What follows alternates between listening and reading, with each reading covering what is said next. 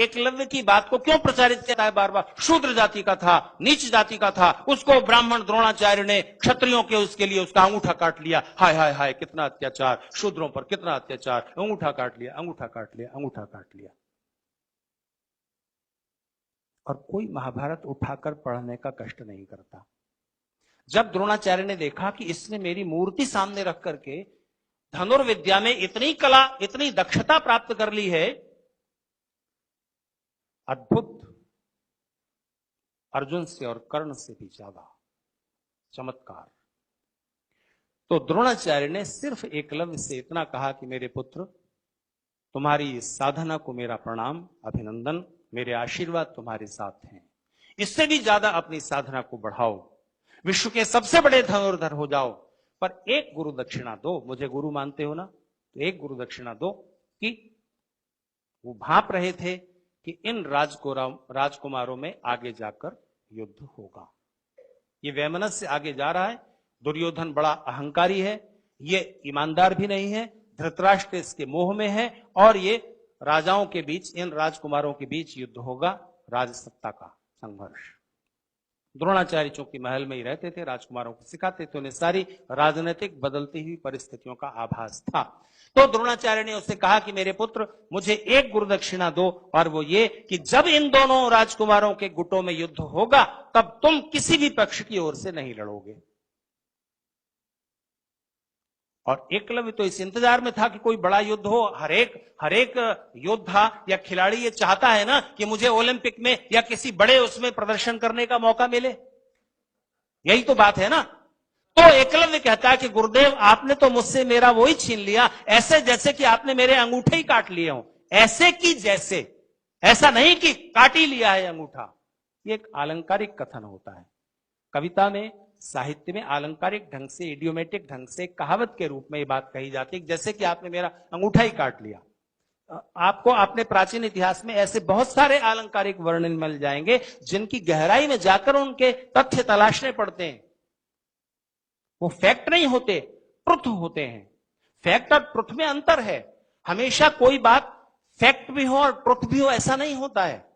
साहित्य में हमेशा फैक्ट और ट्रुथ टकराते रहते हैं, और तब ट्रुथ को अलंकारिक ढंग से कहना पड़ता है, और वो फैक्ट नहीं होता। भगवान श्री कृष्ण ने अपने बाएं हाथ की उंगली पर पहाड़ उठाया था, ये फैक्ट है, ट्रुथ, तथ्य है कि सत्य? सत्य है पर तथ्य नहीं है। इसके पीछे, अब चूंकि मैं ट्रैक से हट जाऊंगा इसलिए इसकी व्याख्या में नहीं जाऊंगा। ये फैक्ट नहीं है लेकिन सत्य है। जैसे आइंस्टाइन ने अपनी पत्नी मिलोवा को कहा कि तुम दुनिया की सबसे सुंदर स्त्री हो। बताइए, सत्य है कि तथ्य? फैक्ट है या ट्रुथ?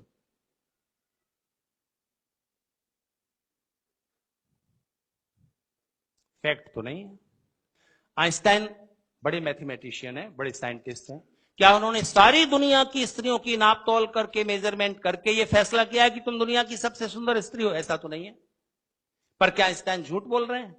झूठ भी नहीं है, क्योंकि प्रेम के गहरे क्षणों में किसी भी पति को अपनी पत्नी सबसे सुंदर लग रही है, यह सत्य है, लगनी चाहिए, यह सत्य है, पर तथ्य नहीं है। तो अलंकारिक वर्णन होते हैं साहित्य में, और वो सत्य होते हैं, पर तथ्य उनमें मत तलाशिए। अंगूठा काट लिया है, उस समय क्या जातिवाद था? उस समय किसी राजा को वोट चाहिए थे, किसी शूद्र जाति के या ऊंची जाति के से कोई लेना देना नहीं है। शंभूक को मार दिया। उत्तर प्रदेश में जाइए, मायावती की पार्टी की ओर से नारे लिखे हुए, राम नहीं हत्यारा है, शंभूक ऋषि को मारा है। अरे एक तरफ तो आप कहते हो कि शंभूक शूद्र जाति का था, उसको राम ने मार दिया, हाय हाय कितना अत्याचार शूद्रों पर। दूसरी तरफ फिर आप इस माइथोलॉजी को रिजेक्ट भी करते हो। शंभूक को क्यों मारा? क्योंकि शंभूक तपस्या कर रहा था, और उस तपस्या से इंद्र का आसन डोल उठा। अरे एक दिन तो ये मेरे आसन पर अधिकार कर लेगा तपस्या के द्वारा। तो इंद्र ने राम को कहा कि शंभूक को मार दो।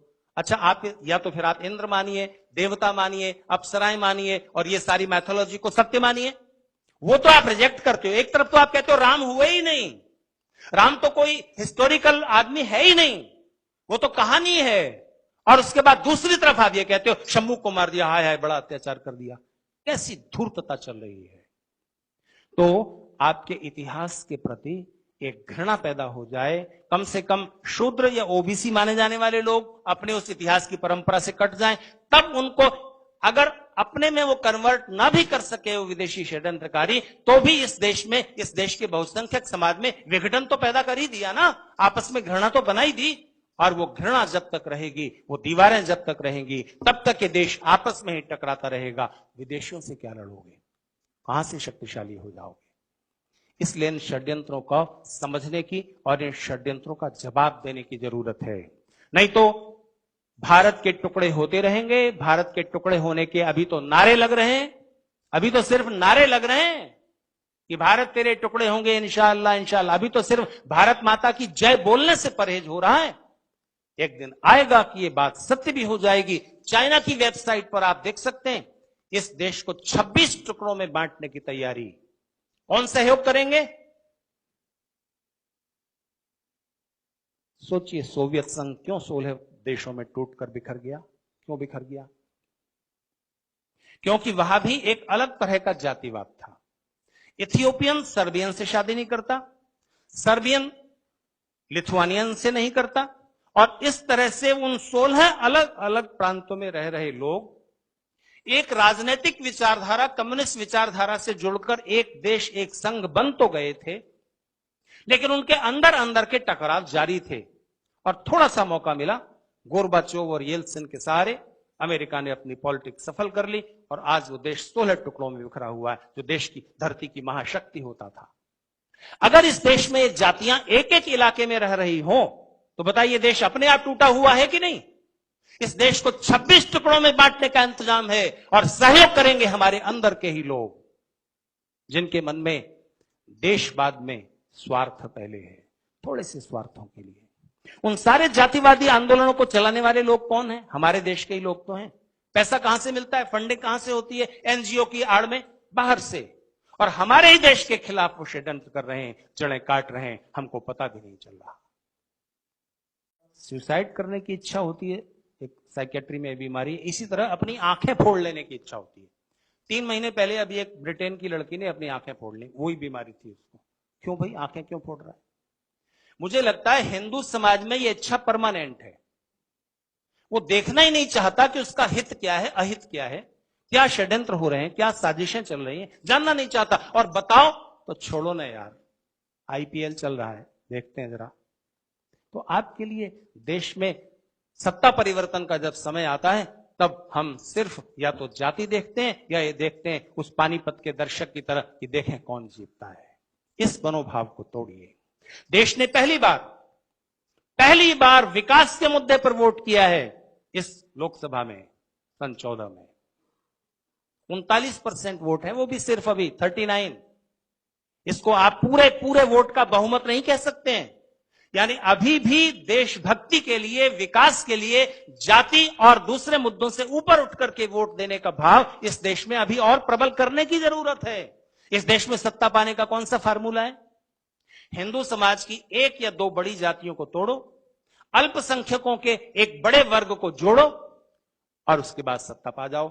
और फिर इसके लिए आप उनके हित में फिर जो भी कर सकते हैं वो कीजिए। इस सारे षड्यंत्र को पहली बार किन कारणों से इस देश की जनता ने समझा, और वो भी अभी 39% है, तो इस भाव को बढ़ाना होगा। हिंदू समाज, इस देश का बहुसंख्यक समाज जिसकी रूट्स इस देश में है, उसको सावधान होना है और अपनी नई पीढ़ी को अपने उस स्वाभिमान से जोड़ना है। क्या आपके बच्चे अपनी भाषा पर अभिमान करते हैं? आप उन्हें इंग्लिश पढ़ाइए, अच्छी बढ़िया इंग्लिश बोल सकें, इतनी पढ़ाइए। पर एक बात ध्यान रखना, अपनी भाषा मत भूलने देना। इस देश के लोगों ने अपराध ये नहीं किया कि अपने बच्चों को इंग्लिश पढ़ाई, अपराध ये किया कि इंग्लिश पढ़ाते पढ़ाते उन्होंने उनसे हिंदी, मराठी, गुजराती वगैरह में बातचीत बंद कर दी और उनकी थिंकिंग लैंग्वेज इंग्लिश बन जाने दी। उसका परिणाम यह है कि वो अपनी रूट से कट जाते हैं। पर हमेशा ध्यान रखिए, आप कितना भी इंग्लिश पढ़ा लो अपने बच्चों को, आपके बच्चे कितनी भी अच्छी इंग्लिश बोलने लग जाएं, अमेरिकन से ज्यादा अच्छी बोलने लग जाएं, ब्रिटिश लोगों से ज्यादा अच्छी बोलने लग जाएं, हमेशा ध्यान रखना, एक ब्रिटिश, एक अमेरिकन कभी भी आपको अपने बराबर दर्जा नहीं देगा, आपसे छोटा मानेगा हमेशा। नस्लवाद उनकी रग रग में भरा हुआ है, कूट कूट करके। वो स्किन के कलर के आधार पर दुनिया को 3 हिस्सों में बांटते हैं, white people, black people, coloured people, जिसमें हम और आप आते हैं। वो कभी दूसरों को अपने बराबर दर्जा नहीं देंगे। आप बोलते रहना अंग्रेजी कितनी भी अच्छी, तो आप अपनी भाषा से तो कट गए, दूसरे की भाषा आप बहुत अच्छी बोल रहे हो, वो आपको अपना मानता नहीं। कहां के हो? न घर के न घाट के। आप उन्हें साइंस पढ़ाइए, लेकिन कभी उनको अपनी फिलोसॉफी की भी तो कुछ बातें बताइए।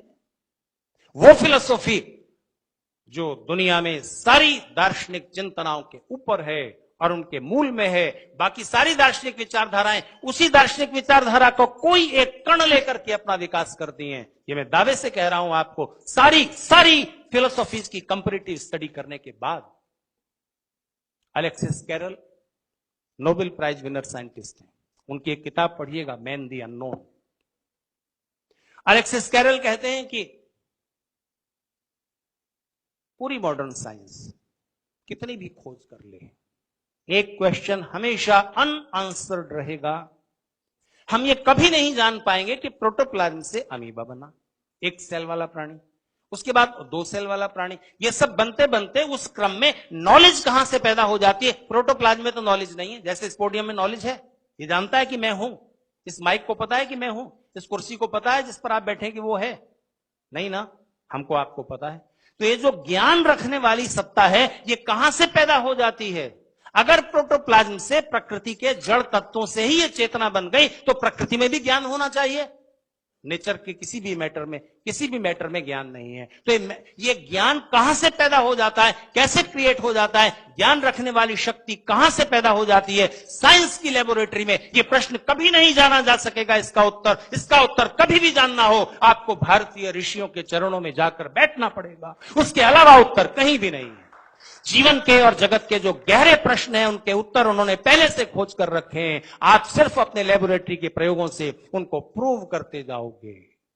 और कभी भी इस धरती पर मनुष्य को शांति से जीना सीखना होगा, सुख और आनंद की प्राप्ति के तरीके सीखने होंगे, तो भी ऋषियों की शरण में जाना होगा। इसके अलावा और कोई भी रास्ता नहीं। ये स्वाभिमान हमारे बच्चों में नहीं है, एक विदेशी महसूस करता है। बस इस स्व के, इस सेल्फ के, इस अभिमान को जगा दीजिए, और तब देशभक्ति जागेगी, और तब आपको भारत हमें जान से प्यारा है ये कहने की और बताने की जरूरत नहीं होगी, वो होगा ही।